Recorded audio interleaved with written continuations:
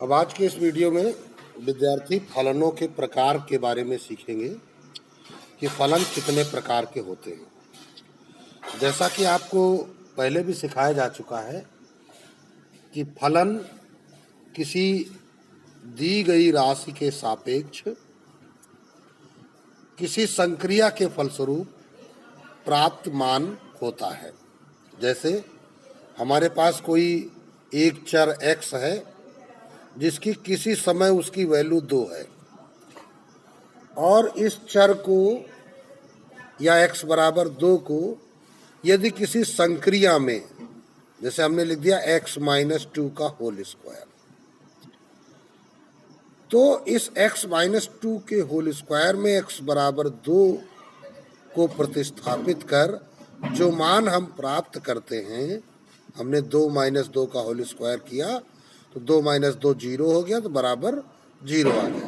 तो यह मान इस 2 का इस संक्रिया पर फलन कहलाता है। अर्थात हम क्या कहेंगे, x बराबर 2 के लिए f ऑफ x माइनस 2 का होल स्क्वायर, इसको लिखेंगे f ऑफ x बराबर x माइनस 2 का होल स्क्वायर में f ऑफ 2 की जो वैल्यू होगी वो 0 होगी। ये इसका तात्पर्य है। अर्थात x बराबर 2 होने पर इसकी वैल्यू क्या हो जाएगी, 0 हो जाएगी। तो इसको हम फलन कहते हैं। अब इन फलनों के प्रकार हमको समझने हैं। तो जैसा कि हम जानते हैं कि हमको जो फलन सीखने होते हैं वो प्रत्येक x बिलोंग R के लिए देखना है। विचार क्या करना पड़ता है, x बिलोंग R के लिए। R क्या होती है, एक वास्तविक संख्या होती है, क्योंकि हम गणनाओं में वास्तविक संख्याओं का ही प्रयोग करते हैं। जो हम गणनाएं करते हैं भाई, अगर हम संख्याओं को वास्तविक दृष्टि से देखें तो इस संख्या रेखा पर प्रदर्शित होने वाली समस्त संख्याएं क्या हैं, वास्तविक संख्याएं हैं। अन्य संख्याओं को हम काल्पनिक संख्याएं कहते हैं। तो जब काल्पनिक संख्याएं हमारी काल्पनिक ही हैं तो उनके बारे में उनकी गणना करना हमारे लिए थोड़ा सा कठिन काम है। तो इसलिए हम वास्तविक संख्याओं का जब हम नॉलेज करते हैं तो वास्तविक संख्याओं में, जैसा कि पहले तुमको बताया जा चुका है कि इसमें कौन कौन सी संख्याएं आती हैं, प्राकृतिक आती हैं, पूर्ण आती हैं, है ना, सारे पूर्णांक आ जाते हैं, परिमेय आ जाती हैं, अपरिमेय संख्याएं आ जाती हैं। यानी जितनी भी प्रकार की संख्याएं हैं वो सारी इसी में तुम्हारे पास आ जाती हैं। तो आप देखते हैं फलनों के प्रकार चूंकि हमको सीखने हैं, तो सबसे पहला प्रकार होता है एकैकी फलन। पहला प्रकार है वो है एकैकी फलन। अब एकैकी फलन क्या होता है, इसको हम शॉर्ट में आपको फिगर से समझाएंगे और उसी से आपकी परिभाषा भी तैयार हो जाएगी। यदि कोई फलन a इस प्रकार है जो कि a टेंड्स टू b, यानी समुच्चय a से समुच्चय b में है और इसको हम तीर आरेख द्वारा आपको दिखाते हैं। ये a है और ये b है, a और b। a के अवयव small a b c, b के अवयव 1 3 5। अगर a 1 के लिए, b 3 के लिए, c 5 से, इनसे संबंध इनका हो या इनके फलन इस प्रकार हो कि f ऑफ a बराबर 1, f ऑफ b बराबर 3, f ऑफ c बराबर 5। तो यहाँ पर क्या हम देख रहे हैं कि a के प्रत्येक अवयव का b का एक अद्वितीय परिणाम प्राप्त हो रहा है। तो ये फंक्शन है और साथ ही में एक एक से संबंध हो रहा है, तो इसलिए इसे हम एकैकी फलन कहते हैं। अर्थात क्या कहा गया है कि प्रांत a के भिन्न भिन्न अवयव सह प्रांत b के भिन्न भिन्न अवयवों से संबंध है। भाई ये प्रांत वाला होता है एरिया और ये सह प्रांत वाला एरिया होता है। तो प्रांत a का जो अलग अलग अवयव है, प्रत्येक अवयव है सह प्रांत के भिन्न भिन्न अवयवों से संबद्ध है या संबंधित है।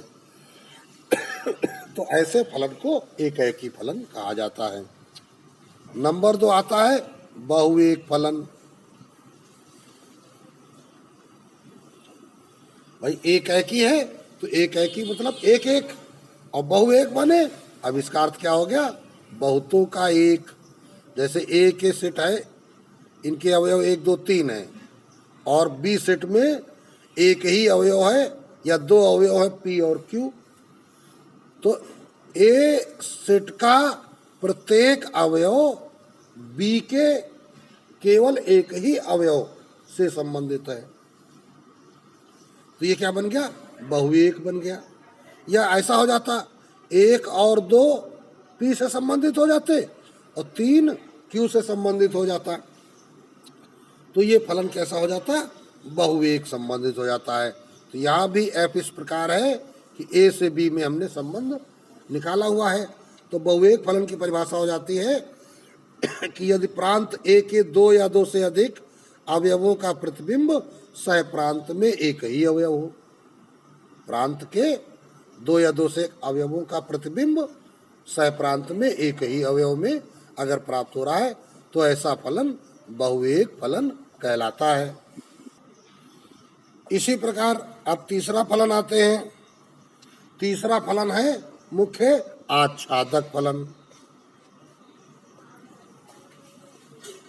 आच्छादक फलन, अब इसको समझते क्या है, आच्छादक क्या होता है। आच्छादक का तात्पर्य है कि यदि हमारे पास एक सेट ए है और एक सेट बी है, ए और बी, ए के अवयव हमने रखे 1 2 3 4 और बी के अवयव हमने रखे पी क्यू आर, तो हमने देखा क्या कि ए का प्रतिबिंब 1 का पी पर, 2 का पी पर, 3 का क्यू पर, 4 का आर पर। तो यहाँ पर देखा क्या, ए के सभी अवयवों के प्रतिबिंब भी बन गए, सहप्रांत में उनके संबद्ध भी बन गए, और सहप्रांत में कोई अवयव ऐसा नहीं बचा कि जो प्रांत के किसी अवयव से संबद्ध न हो। तो इस प्रकार क्या है, यह आच्छादक है। आच्छादक का मतलब हो गया कि जैसे हम किसी छत के नीचे बैठे हुए हैं तो छत द्वारा हम आच्छादित हैं, हमारे ऊपर छाया है। ठीक, तो कहने का तात्पर्य है कि कोई भी ऐसा नहीं है कि जो आच्छादित नहीं है या छाया में नहीं है, और कोई भी अवयव अतिरिक्त नहीं है। तो इस प्रकार यह आच्छादक फलन हो जाता है। परिभाषा होती है, यदि सह प्रांत बी का प्रत्येक अवयव ए के किसी न किसी अवयव का प्रतिबिंब हो। देखिए, सह प्रांत बी का प्रत्येक अवयव ए के किसी न किसी अवयव का प्रतिबिंब है, मतलब सह प्रांत में कोई भी अवयव न बचे। अगर यहाँ पे हम एस और लिख दें, अगर वो बच जाएगा तो वो आच्छादक नहीं कहलाएगा। तो अब चलते हैं अगला फलन देखते हैं, जो कि जैसे हमने ये आच्छादक की बात करी, अब क्या होगा, आच्छादक नहीं है तो इसको हम अंताक्षेपी कहते हैं। जो फलन आच्छादक नहीं होते हैं वो कैसे होते हैं, अंताक्षेपी। जैसे ऊपर हमने 2 गुण अभी चर्चा की है, वो कौन से, एकेकी और बहुएक। इसी प्रकार आच्छादक के अतिरिक्त जो दूसरा फलन होते हैं, जो बचे हुए फलन होते हैं, वो होते हैं अंताक्षेपी। जैसे हमने यहाँ पे लिखा 2 3 4 5 और यहाँ लिखा 7 8 9 10, तो 2 का फलन 7 है ना, 3 का फलन 8, 4 का फलन 9, 5 का फलन 9।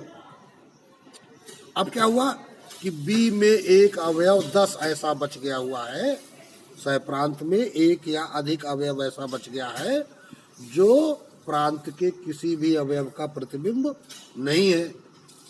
तो ऐसे फलन को हम अंताक्षेपी फलन कहते हैं। अभी विद्यार्थियों के दिमाग में आ रहा है कि क्या इसको भी अंताक्षेपी कहेंगे। एक हमने इधर बनाया, ये बनाया पी, ये बनाया क्यू, यहाँ पे हमने लिखा 1 3 5 7 और यहाँ लिखा 4 6 9 3 6। तो इस प्रकार हमने क्या किया, एक को इससे संबंधित किया, 3 को इससे संबंधित किया, 7 को 9 से संबंधित कर दिया। तो अब हमारे पास यहाँ 5 बच रहा है जो कि किसी से संबंधित नहीं है। यहाँ 3 और 6 बच रहे हैं, सॉरी ये 6 न करें, यहाँ हम लिख दें कोई नई संख्या 7 लिख देते हैं। ये 3 और 7 ऐसे बच रहे हैं जो प्रांत के किसी अवयव से संबंधित नहीं है। तो भाई ये तो इधर का चल जाता है। हमने पीछे शुरुआत में जब आपको समझाया था, जहाँ पर फलनों की परिभाषा सिखाई थी, तो वहाँ सिखाया था कि जो प्रांत है, तो प्रांत का जो प्रत्येक अवयव है वो सहप्रांत के किसी न किसी अवयव से संबंधित होना चाहिए। अगर ऐसा नहीं है तो फिर ये सिस्टम क्या है, ये फलन ही नहीं है। जब ये फलन ही नहीं है तो फिर इसे बहुवेक या एकैक या आच्छादक या अंतःक्षेपी में बंटवारा इसका नहीं किया जा सकता। तो फलन होने के लिए अनिवार्यता जो पहली है वो क्या है कि प्रांत के प्रत्येक अवयव का संबंध सहप्रांत के किसी न किसी अवयव से जरूर होना चाहिए। तो इस प्रकार अभी हमने देखा क्या, हमने कुल मिलाकर 4 फलन देखे प्रकार। क्या, एक तो देखा आच्छादक और अंतःक्षेपी गुण। आच्छादक क्या मतलब कि सहप्रांत का प्रत्येक अवयव संबंधित है, और अंतःक्षेपी मतलब सहप्रांत में कोई न कोई अवयव ऐसा छूट गया है जो प्रांत के किसी अवयव से संबंधित नहीं है। इसी प्रकार यदि हम एकैकी और बहुवेक फलन में जब आते हैं तो बहुवेक में क्या होता है, बहुतों का एक, एकैकी में क्या है, एक का एक। तो अब इनको मिश्रित करते इनकी खिचड़ी बनाते हैं।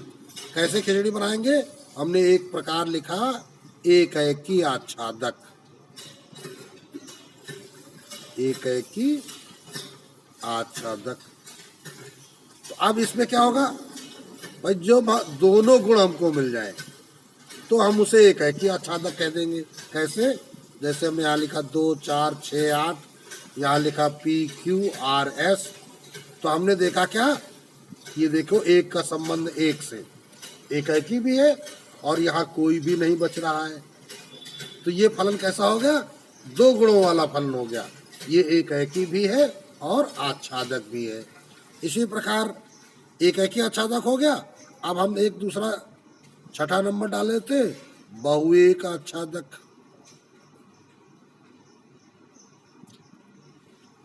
तो बहुएक आच्छादक के लिए इधर फिगर बना देते हैं। तो देखिए भाई, ये हमने बनाया एक P सेट, एक Q सेट, और P में है ABC और यहाँ पे है RS, ये R और ये S। तो AB R से रिलेटेड हो गए और C S से रिलेटेड हो गया। तो यहाँ पे हमने देखा क्या, ये बहुएक भी है और यहाँ कोई अवयव बच नहीं रहा, आच्छादक भी है। तो 7वीं हेडिंग आ जाती है अंतःक्षेपी एकैकी अंतःक्षेपी। तो एकैकी अंतःक्षेपी में देखिए क्या होगा, यहाँ पे हो गए 1, 2, 3, यहाँ हो गए PQRS। तो 1 का संबंध इनसे, 2 का इनसे, 3 का इनसे। तो ये क्या हो गया, 1 का 1 से संबंध हो गया तो एकैकी है और यहाँ S बच गया तो वो अंतःक्षेपी भी है। तो ये फलन कैसा हो गया, एकैकी अंतःक्षेपी। इसी प्रकार अगला नंबर जो आता है वो है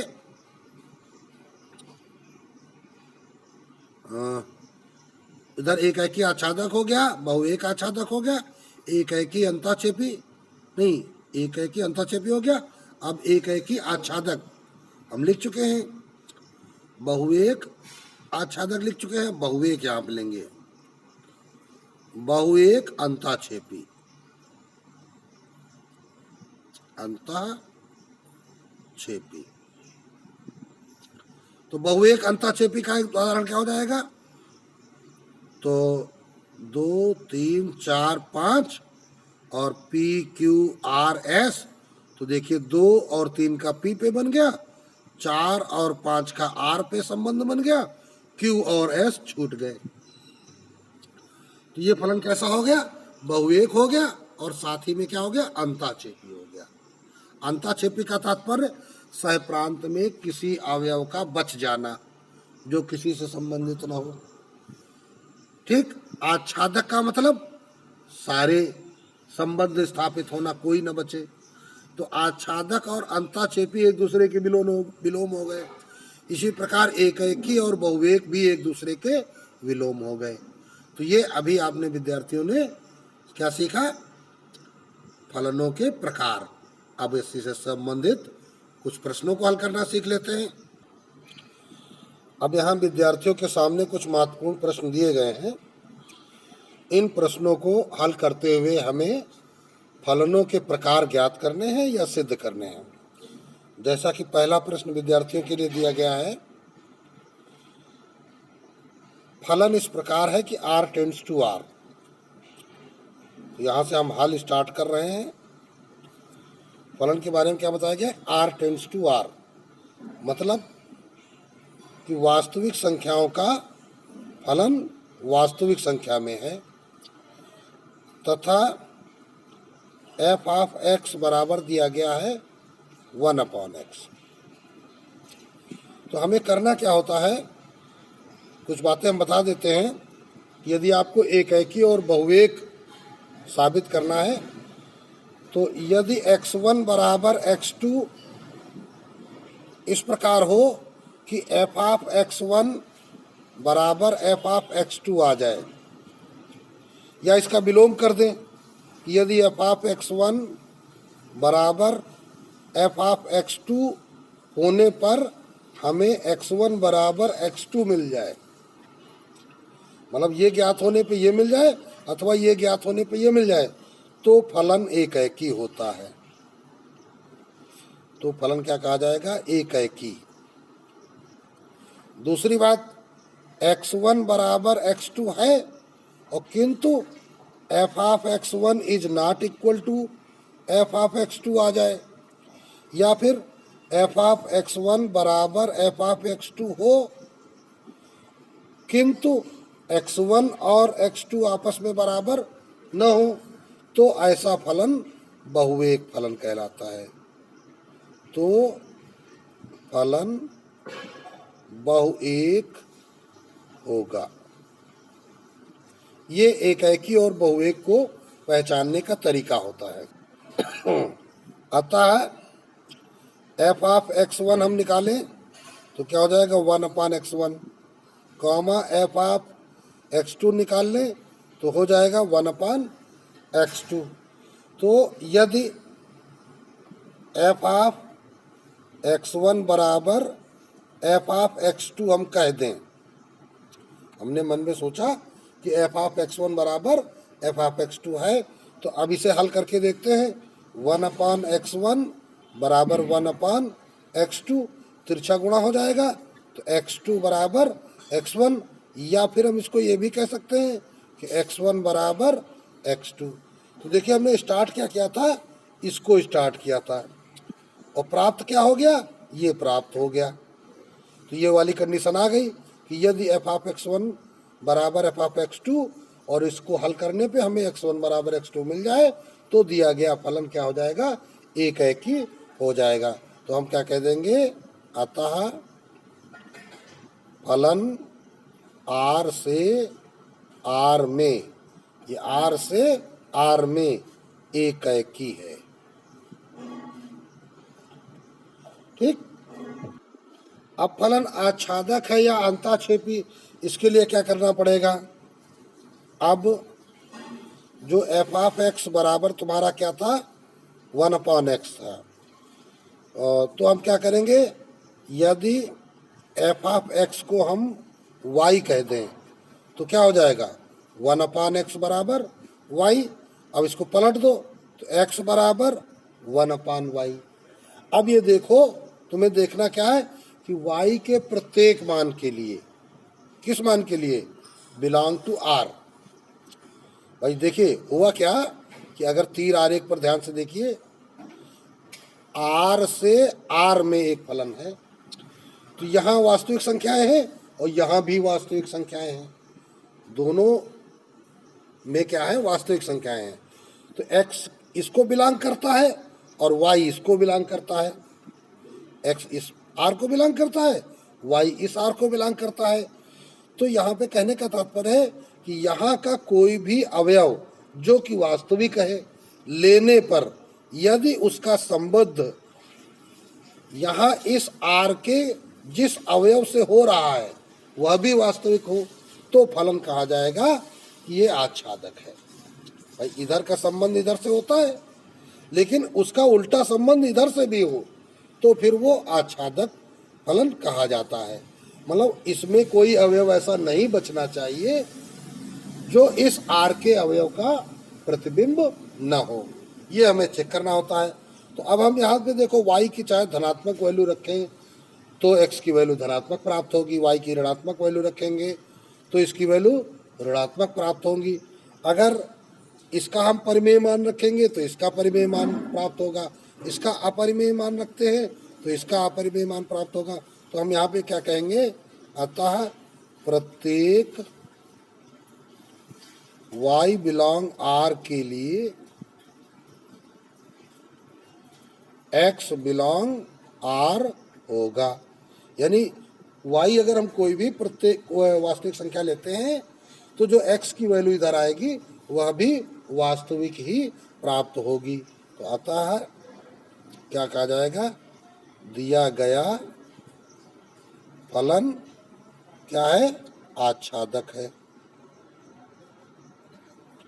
तो अतः अब कह सकते हैं फलन f ऑफ x बराबर 1/x r tends to r में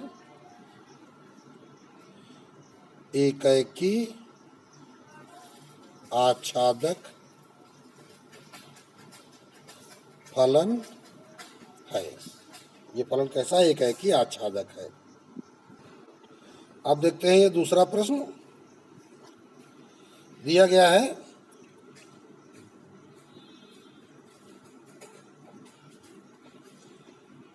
a बराबर 1 - 1 2 - 2, b बराबर 2 5 7। f फलन इस प्रकार है कि a टेंड्स टू b और f ऑफ x दिया गया है x² + 1। तो देखिए जब इसे आप तीर आरेख से प्रकट करेंगे तो इसे कुछ ऐसे प्रकट करेंगे, ये a है और ये b है, यहाँ पे 1 - 1 2 - 2, यहाँ 2 5 7। अब करना क्या है, f ऑफ 1 निकालेंगे हम पहले, तो 1² + 1 बराबर 2 आ गया, तो 1 का संबंध 2 से हो गया। f ऑफ -1 निकालेंगे तो -1 का स्क्वायर +1, तो 1 + 1 ये भी 2 आ गया, अर्थात ये भी इससे जुड़ गया। तो f ऑफ 2 बराबर तो 2² + 1, तो 4 1 5 हो गया, इसका संबंध इससे हो गया। f ऑफ -2 तो -2 का स्क्वायर +1, ये भी 5 आ गया, तो इसका भी ये ऐसा हो गया। तो अब हम लिखेंगे क्या, तीर आरेख द्वारा प्रकट करने पर f ऑफ x को तीर आरेख द्वारा प्रकट करने पर देखा गया कि सहप्रांत में एक अवयव 7 ऐसा है कि ए के या प्रांत के, यहाँ प्रांत लिख देना चाहिए, सहप्रांत बी लिख दे ना, प्रांत ए के किसी भी अवयव से संबंधित नहीं है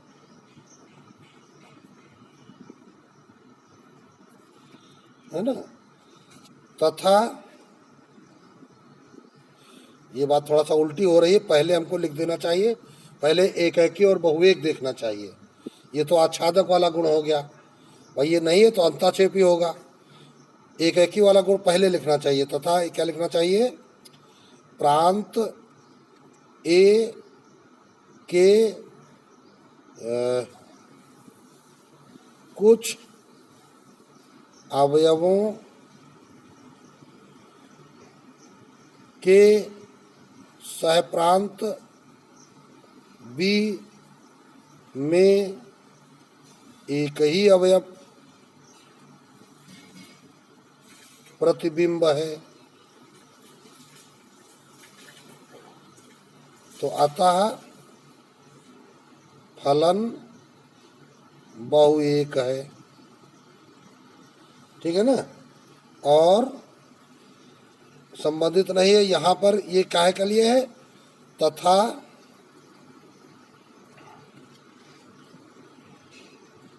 यह फलन अंतःक्षेपी है, अंतःक्षेपी है। तो हम क्या कह देंगे, अतः दिया गया फलन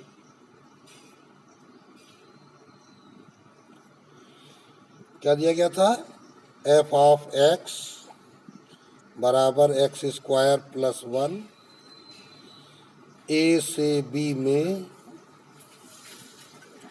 क्या है, बहुएक अंतःक्षेपी फलन है, बहुएक अंतःक्षेपी फलन है। अब आपको करना क्या होगा, हम जितना अंडरलाइन कर दे रहे हैं इसको आप पहले लिख लीजिएगा, यहाँ तक पहले ये लिखिएगा। एफ ऑफ एक्स को तीर आरेख द्वारा प्रकट करने पर देखा गया कि प्रांत ए के कुछ अवयवों के सह प्रांत बी में एक ही अवयव प्रतिबिंब है, अतः फलन बहुएक है, तथा सह प्रांत बी में एक अवयव सात ऐसा है जो प्रांत ए के किसी भी अवयव से संबंधित नहीं है, अतः दिया गया फलन, अतः यह फलन अंतःक्षेपी है। ठीक है, तो थोड़ा इसको घुमा करके सही कर लीजिएगा। तो इस प्रकार ये प्रश्न आपका कंप्लीट हो गया। इसी प्रकार तीसरा प्रश्न देते हैं। a बराबर दिया गया 0 से 1, फलन दिया गया है इस प्रकार नेचुरल नंबर से a की ओर, बाईं तरफ क्या है, नेचुरल नंबर, अर्थात जो इसको अगर तीर आरेख द्वारा बनाएंगे तो ये इसकी प्राकृतिक संख्या है और ये एक दूसरा सेट है a, n से a में फलन किया जा रहा है। ये जो फलन इससे इधर से इधर हो रहा है n से a में हो रहा है, और दिया गया है f ऑफ x बराबर 2x plus 1, sorry f of 2x plus 1 बराबर 1, ये दिया गया है। सभी प्रश्नों में f ऑफ x दिया जाता है, यहाँ पे थोड़ा सा घुमाऊ तरीके से तुमको दे दिया गया है कि 2x प्लस 1 का जब आप फंक्शन करेंगे तो आपको 1 प्राप्त होगा। इसके साथ ही आपको दिया गया है f ऑफ 2x बराबर 1 दिया गया है, और एक बात कही गई है x बिलोंग टू n कहा गया है, तो लिखेंगे क्या, चूंकि x बिलोंग टू n,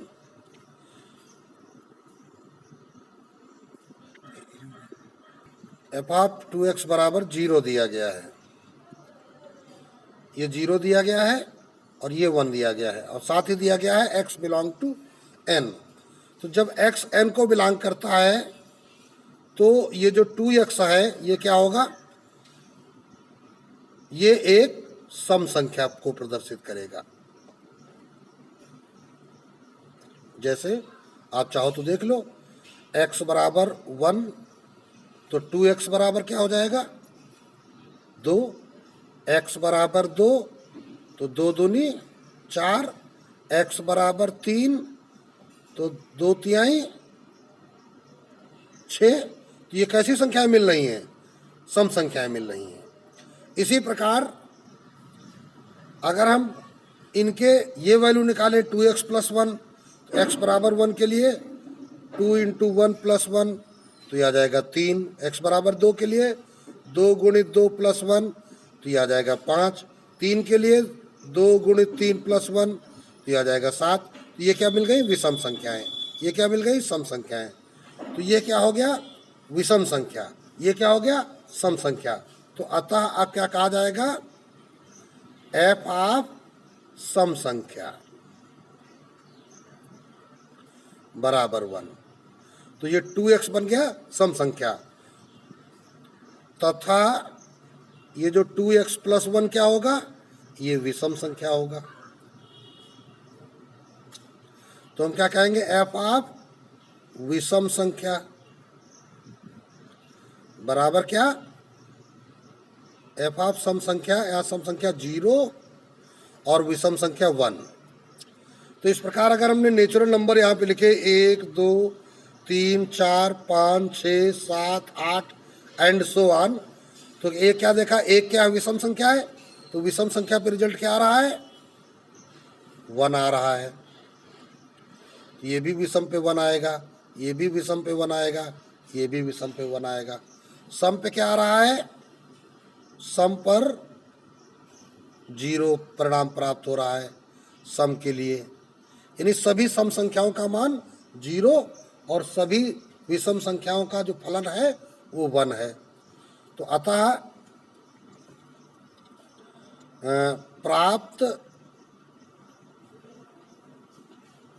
प्राप्त फलन में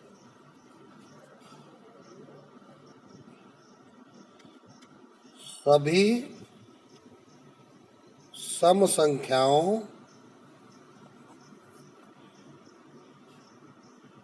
का फलन 0 तथा विषम संख्याओं का फलन 1 प्राप्त है। अतः दिया गया फलन ये क्या हो जाएगा? बहु एक हो गया। और क्या है? आच्छादक भी है।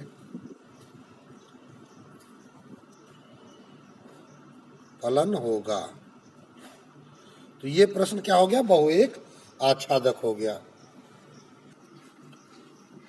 अब चौथा प्रश्न है, f is such that R tends to R, f of x बराबर कॉस ऑफ 5x प्लस 2। तो हम देखते हैं यहाँ पर, ये चूंकि ट्रिग्नोमेट्री फंक्शन है, तो यहाँ पर जो x होगा वो हमें अंशात्मक मान के रूप में लेना पड़ेगा, क्योंकि कास थीटा के बारे में हमने क्या पढ़ा हुआ है कि 0 अंश से लेकर 180 अंश तक हम मान देखते हैं, और फिर उन्हीं मानों में उनके मान परिवर्तित भी होते हैं। तो लिखेंगे क्या? चूंकि कॉस थीटा का अधिकतम मान क्या होता है?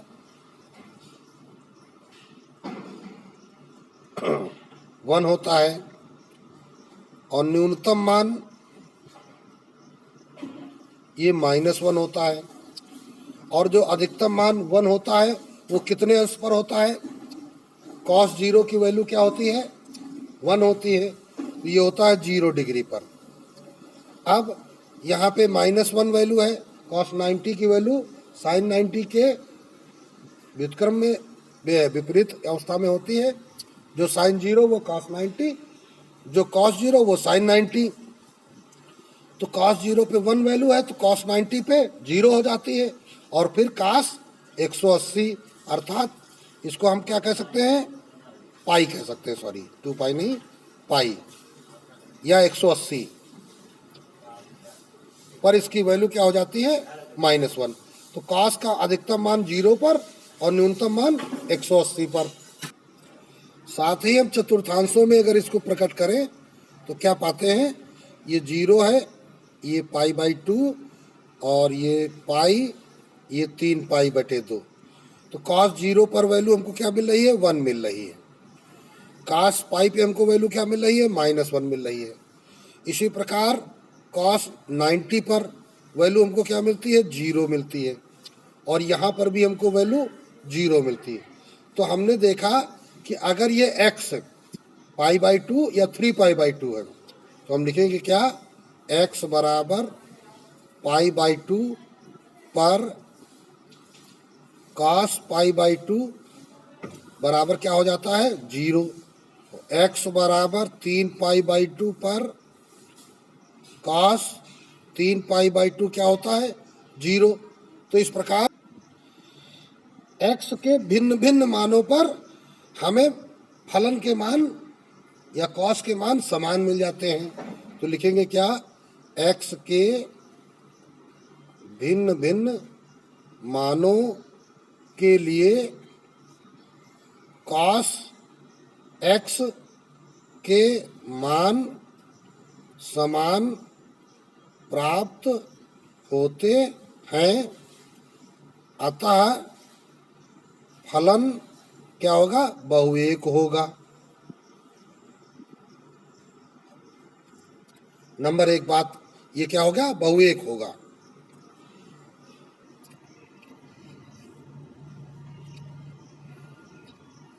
अब यहां पे देखा अधिकतम मान 1, न्यूनतम मान -1। तो cos x का जो न्यूनतम मान -1, अधिकतम मान 1, तो इन्हीं के बीच में ये वैल्यू रहती है।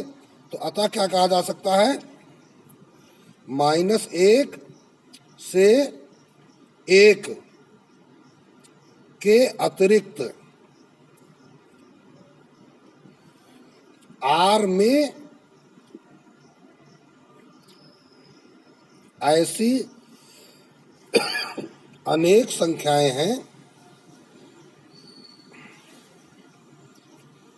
जिनके लिए cos x के मान प्रांत में नहीं प्राप्त होंगे, अतः फलन आच्छादक नहीं है। तो अब क्या लिखेंगे, अतः दिया गया फलन बहुएक अंताक्षेपी होगा। बस ये हो गया। अब आज के वीडियो में बस इतना ही रखेंगे।